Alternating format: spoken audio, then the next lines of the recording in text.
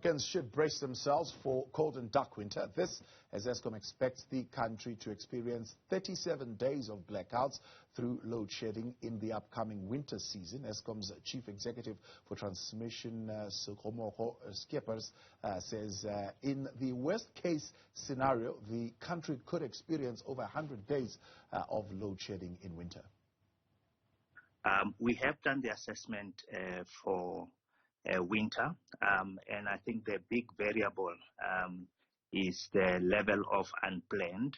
We normally look at 3 scenarios, and at the last briefing, I think we did give an indication that if we're able to contain the unplanned below 12,500 megawatts, we should be not have any load shedding.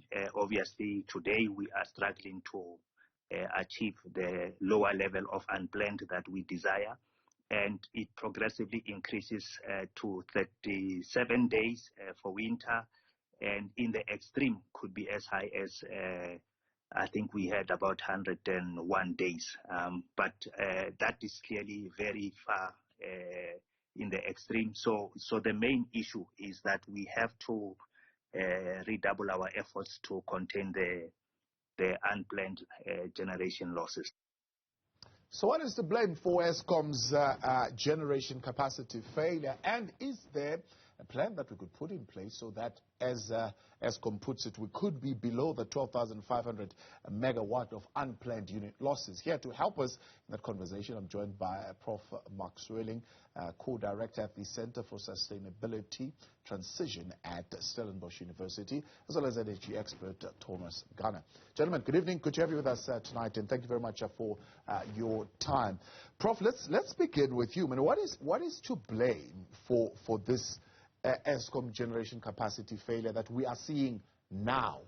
We know what we have been talking about at least for the past 5 years, but what is it that is a result of what we are seeing now, particularly if we say we have been doing what is called predictive maintenance? People have been given some random answers as to why we are experiencing generation unit losses. So in order to understand the fundamentals of the problem, we need to realize that load shedding is the consequence of too much demand and too little supply. That's the core of it. So we have experienced growing demand for electricity over recent years without any additional supply. Eskom, what most South Africans don't realize is that Eskom does not have control over procuring additional supply. That is up to the Department of Mineral Resources and Energy. It's up to government to procure additional energy. For the last 8 years, additional energy has not been procured. At the same time, the coal-fired power stations are aging skoros. They are disintegrating.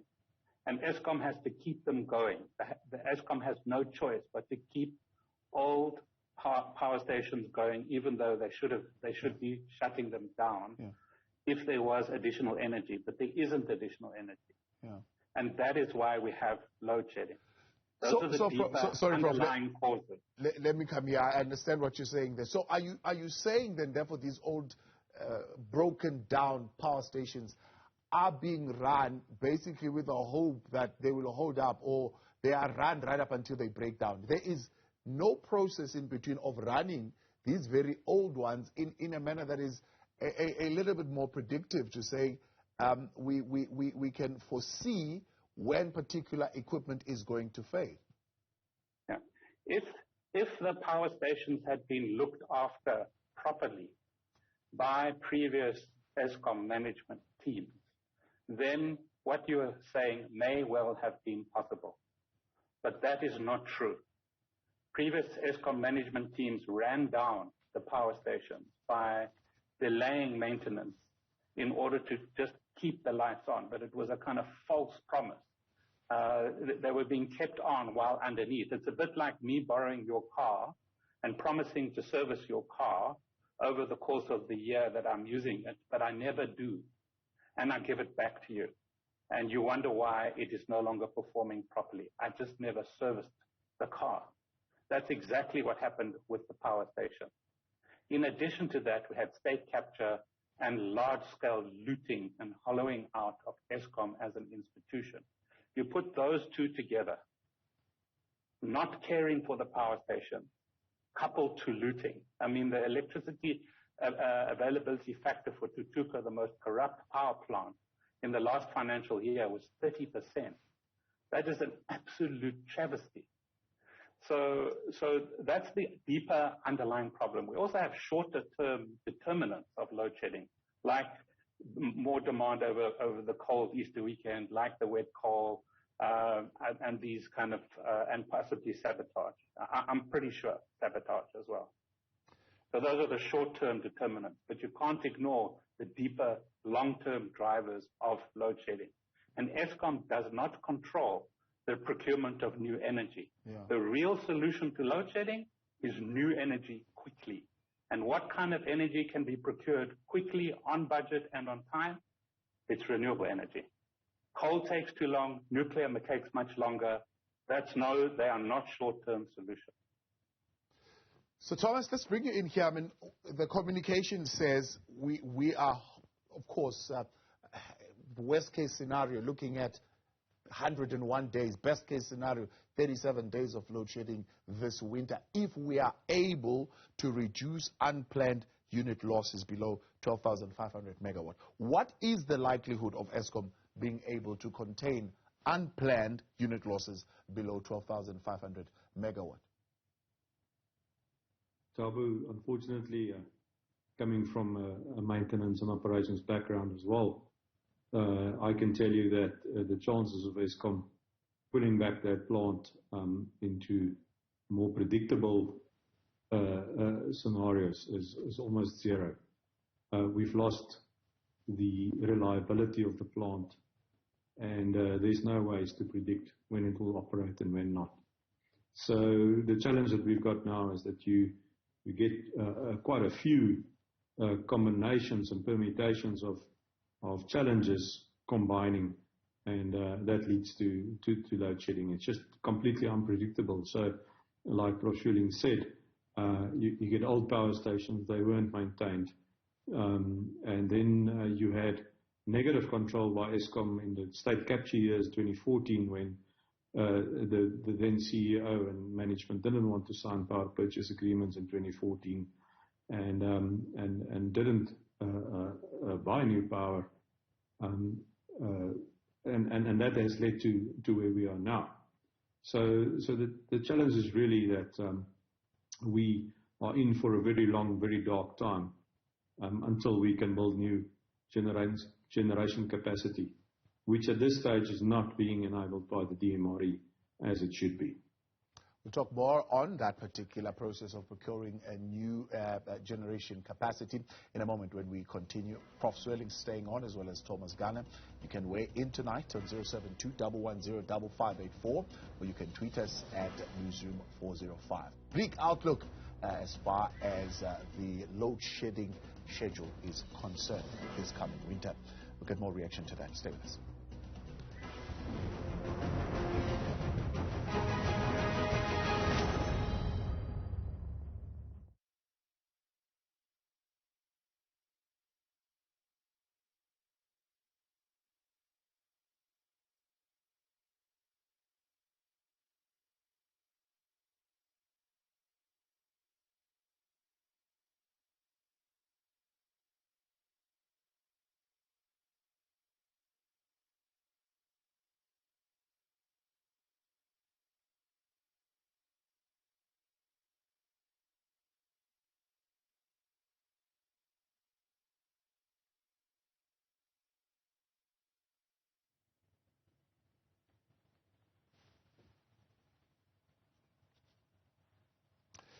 All right, Prof, is that better? Can you hear me now?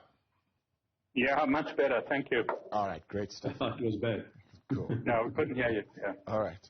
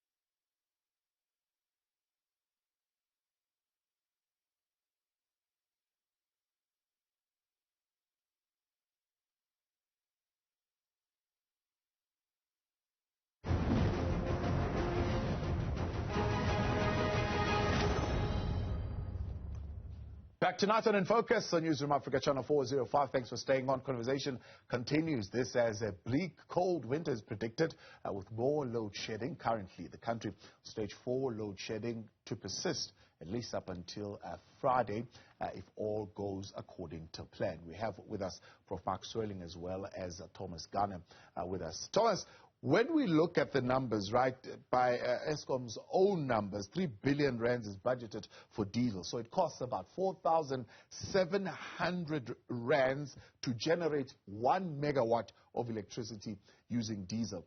It's costing the country, load shedding, 500 million rands per stage per day in the South African economy. And what is keeping us from moving quickly into finding new avenues of generation capacity? Would we rather face this financial blood nose than actually do what is supposed to be done?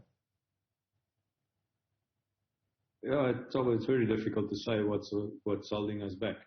It is political will, and that's the only thing I can see.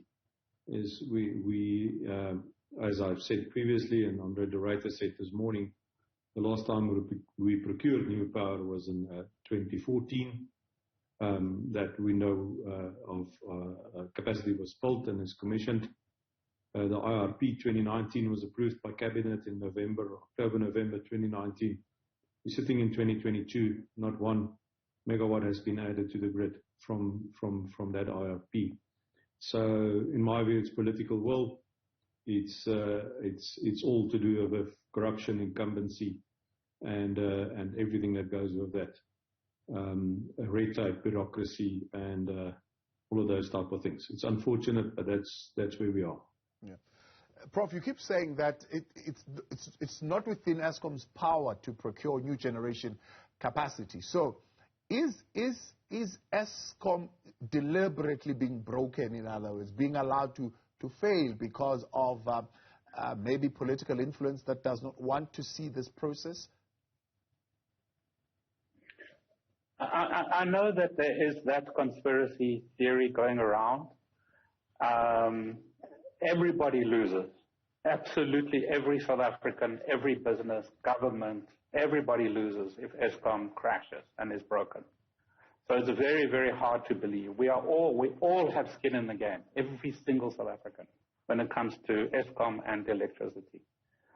I don't believe the evidence exists to support the idea that there's a conspiracy to break it. What I do think we have is a situation where the state thinks it can be omniscient and can do all the planning, understand all the complexity, understand all the financial dynamics, understand all the market changes and switches and technology advances in order to figure out South Africa's future. That is a very problematic assumption. I also don't believe you can leave it totally up to the market. Rand Merchant Bank came out with a statement today along those lines, and I really don't think there's any evidence to support that position either. You need this combination of collaborative institutions in the public and the private sector to come up with a solution that really does allow Eskom to do what it wants to do, which is to procure additional energy, to set up the transmission entity as a separate, publicly owned entity that owns the grid so that it can attract investments, so that we can fix the grid, so that then private sector can invest into generators.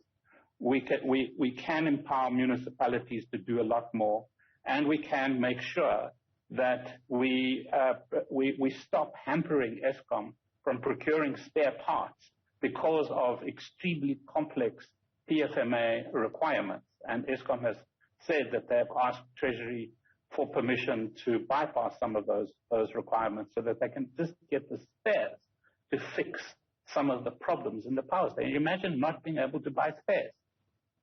I just think there's a couple of fairly major decisions that need to be made that would unlock the capabilities of Eskom, which I do not believe have been totally destroyed and hollowed out. There's still a core set of competence, although they admitted today that they're short of the skill sets that they really do need, but they've got enough to be able to do what is required, but they're not allowed to.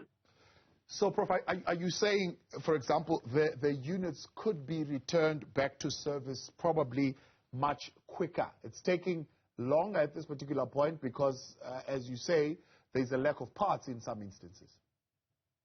What I'm saying is that if there was additional capacity, if we were building 5,000 or 6,000 megawatts per annum, which is what we should be building and putting onto the grid, of primarily renewable energy backed up by storage. If we were doing that, there would be less pressure on the old power stations, and they could be more properly maintained and rehabilitated in order to keep the lights on for as long as forever. But we have the worst of all worlds now. We're not building new generation capacity, although I must admit Bid Window 5 has happened, Bid Window 6 has happened, the emergency round has happened. There's a lot in the pipeline. So we must give the DMRE credit for that. But it's too slow, and it's not enough. And as a result, Eskom has to keep the lights on by keeping these old machines going, by limiting the amount of time they shut them down for maintenance. That shouldn't be. They should be able to do it properly because there is additional capacity on the grid, and that's not what we've got. Right, got you. So seeing that, for example, now we have 5,124 megawatt power planned outage, and we've got 16,000 unplanned. You're saying if your scenario was in place, it would actually shift that number around quite significantly. Yeah, I mean, you would have far less unplanned outages. You would ideally have more planned outages. More planned outages. I mean, that sounds controversial. More planned. Maybe 5,000 or 6,000 megawatts. Yes. And you would have less unplanned because you've got additional generation capacity on the grid taking up the slack. But we don't have that because we haven't made the decision. We made the decisions on Modipi and Kusile too quickly, and so we did it inefficiently. As the Director said today, they were designing it while they were building it, and so they've designed in faults, which means that they are never going to be as efficient as they should be. We should never do that again. And we should have procured a lot more renewable energy as way back as 2014. And then we wouldn't have the pressure on the old machines that we have now, which will never come right. And I agree completely with Thomas. There's no evidence that you can reduce the uncertainty. The unplanned outages are just going to continue. The tripping is going to continue. Thomas, are we handling the bid window procurement process correctly, or are there flaws in that process? I think it's a good process, and I think it's a well-designed process. And of course, there are flaws, and those flaws could be managed well. I, however, do think in the emergency response that we need to have, because we've got a real emergency. We are shutting the economy down. We are shutting job creation down. We are actually losing jobs as we speak. People can't operate simple operations like restaurants and normal retail outlets. That's problematic. So what we need to do is to open the market a bit more, to allow private off-takers to buy power, and that is being done, but it's also too little too late. It's too slow. So there's a lot of positive movements, but we still need time to build those plants. So once a private off-taker signs a power purchase agreement and the project reaches financial close, it takes you 18 to 24 months to build the plant and commission it. So as we sit here today, the only capacity that comes online is the short-term, very small 5 kilowatt, 100 kilowatt, 300 kilowatt up to 1 megawatt type of installations with some battery storage behind the meters, which is all great, but it is just not enough to support what we do. Yeah. To your mind, I mean, do you know if we've undertaken a risk audit of all the plants? Have we done an assessment of what equipment poses a significant risk to operations, maybe even in the future, not just talking now? I think Eskom has got, although they've got a skills deficit, they've got quite a lot of competent people, and I'm sure that would have been done. I can't speak on their behalf. You have to ask them. However, what I can say is that understanding reliability-centered maintenance and the challenge that they've got, like Prof. Swilling said, around the PFMA, is you can plan for maintenance, but if you don't have the right spares to replace it at the right time when you take that plant offline, then you've got a problem. Now, I think it's a combination of all these issues. It's a massive pressure on the grid, a lot of old power stations, corruption. I mean, what we've heard today about Tutuka, it's a 36-year-old power station. It's actually quite young. It's operating on a 30% EAF. 21 senior managers being dismissed for corruption. It's just absolutely hectic. I mean, and how can you operate in an environment like that and think you're going to be reliable? And that's one power station. We don't know the rest of the stories. So we're operating in an environment where it's extremely challenging, and state capture is coming home to get us. Yeah. And we're going to have to think out of the box and work hard to save the country. Prof, I mean, to that point, I mean, you mentioned Tutuka as one of the challenges, but Thomas, they're saying we're not quite sure what happens in the other power stations. Is visibility into the maintenance operations at Eskom a challenge? No, I mean, I've seen a presentation where about the assessment of the power stations that was done, and it's extremely competent, very, very thorough, very, very detailed. I think they've got a very, very good grip on what the problems are. What they don't have a grip on, and actually nobody, no matter how competent or how good your database, they don't have a grip on the uncertainty, on when the machines are going to trip, and that's what happens with old machines. They trip, they break down, and you don't know exactly when that is going to happen. And in the 1-hour interview by Eskom top management team today, you could see the number of times they referred to the uncertainty of unplanned stoppages was quite extraordinary and very, very honest of them to admit that this is the situation that they are managing. To then, for South Africans to then expect Eskom to solve all these problems when it doesn't actually control all the levers of change is unreasonable. But it's also understandable that South Africans do think that, because electricity comes from Eskom. Why doesn't Eskom keep the lights on? Yeah. It's understandable that South Africans are so frustrated. Yeah. But Eskom is constrained. If I was the president, I would institute some kind of emergency procedure and say to Eskom, go ahead and procure what you need to keep the lights on, and come back with a plan of how you're going to do that. That's what I would do.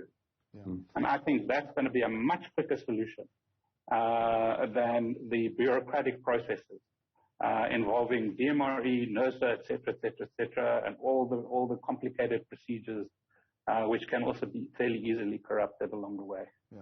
Quick one, Thomas, 30 seconds. We're seeing a whole lot of solar off-grid companies coming on board. Prices currently quite high.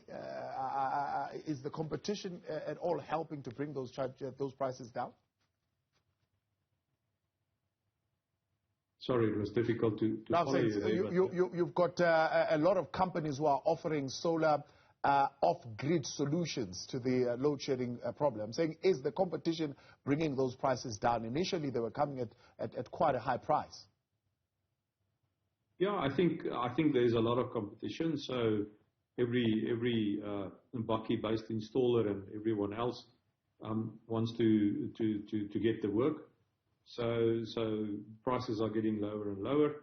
However, there's also the realities of the global meltdown, the war, the results of COVID-19 in the supply chains, where there's massive increases in pricing. So although competition drives costs down, there's market fundamentals that drives cost up as well. And at this stage, I think many individuals and people, businesses will procure solar and battery backup systems at whatever price, because that's cheaper than not being able to do business. Gentlemen, I appreciate your time. Thanks for coming on, Thomas Garner and Professor Swilling, and thank you for joining us as well in this conversation as we continue.